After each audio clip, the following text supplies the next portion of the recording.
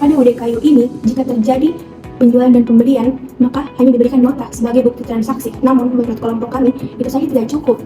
Maka dari itu kami menambahkan beberapa dokumen.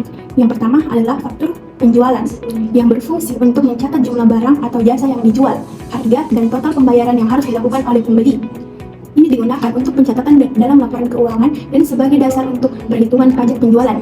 Yang kedua adalah dokumen pemesanan yang berfungsi sebagai bukti permintaan pembelian dan mencantumkan rincian barang atau jasa yang dipesan, jumlah dan harganya. Nah, ini membantu untuk pengelolaan persediaan dan perencanaan kebutuhan bahan baku atau barang. Yang ketiga, ada faktur pembelian yang berfungsi untuk mencatat barang atau jasa yang dibeli, harga, dan jumlah yang harus dibayar oleh perusahaan kepada pemasok. Nah, ini digunakan untuk pencatatan dalam laporan keuangan dan sebagai dasar untuk perhitungan pajak masukan. Yang keempat adalah dokumen pesanan pelanggan yang berfungsi sebagai bukti permintaan penjualan dan mencantumkan dengan rincian barang atau jasa yang dipesan, jumlah dan harga yang disepakati. Udah ini karyawan digaji secara dorongan atau berdasarkan jam kerja yang dilakukan, dan pencatatannya masih dilakukan secara manual melalui buku besar.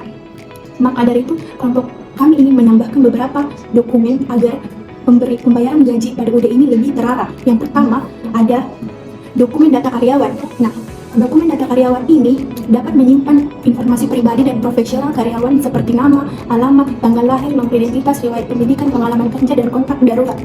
Dan yang kedua adalah bukti pembayaran gaji yang berfungsi untuk menyediakan bukti bahwa gaji telah dibayarkan kepada karyawan untuk periode tertentu.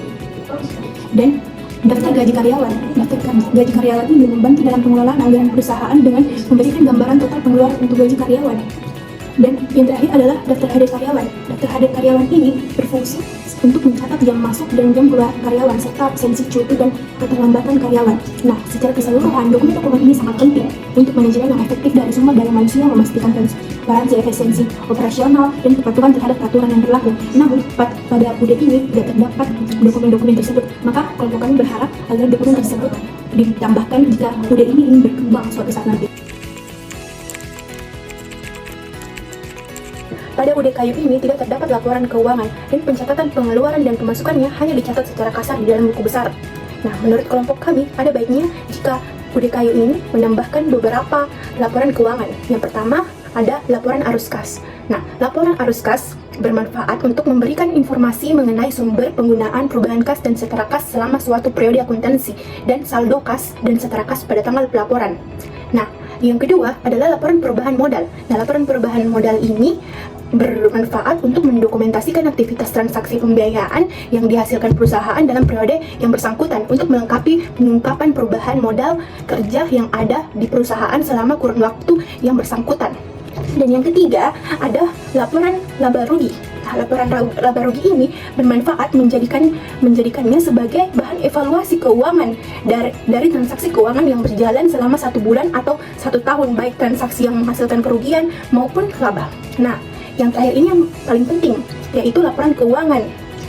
Nah, laporan keuangan perusahaan adalah transaksi yang dicatat dengan akurat sehingga laporan keuangan memiliki perhitungan yang tepat karena keuntungan perusahaan, kerugian, bahkan pembayaran pajak bergantung dengan laporan keuangan. Maka dari itu, kelompok kami menyarankan agar UDKU ini menambahkan beberapa laporan tersebut agar transaksi pengeluaran dan pemasukan mereka lebih terarah lagi dan lebih teratur, agar tidak terjadi pencatatan yang tidak benar atau pencatatan yang salah.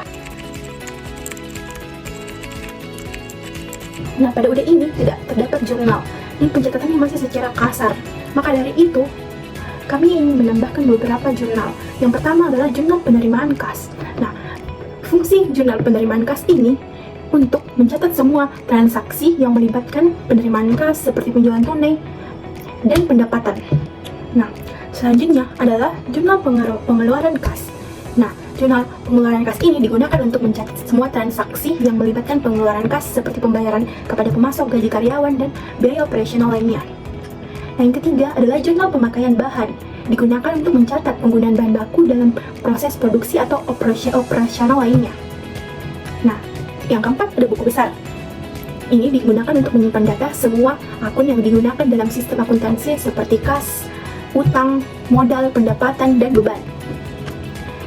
Yang kelima, jurnal pembelian digunakan untuk mencatat semua transaksi pembelian barang baik secara tunai maupun kredit.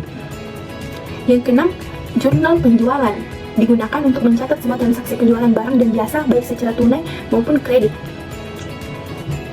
Nah, setiap jurnal dan buku besar ini membantu dalam memastikan akurasi, transparansi, dan efisiensi dalam pencatatan keuangan serta memfasilitasi pengambilan keputusan yang berdasarkan data keuangan yang akurat. Maka dari itu, kelompok kami menyarankan agar UDKU ini menambahkan jurnal-jurnal tersebut dalam proses penjualan dan pembeliannya. Sekian penjelasan mengenai siklus akuntansi pada UDKU yang telah saya paparkan. Mohon maaf jika ada perkataan yang salah atau mungkin cara bicara saya masih terbelit-belit. Saya mohon maaf. Wassalamualaikum warahmatullahi wabarakatuh.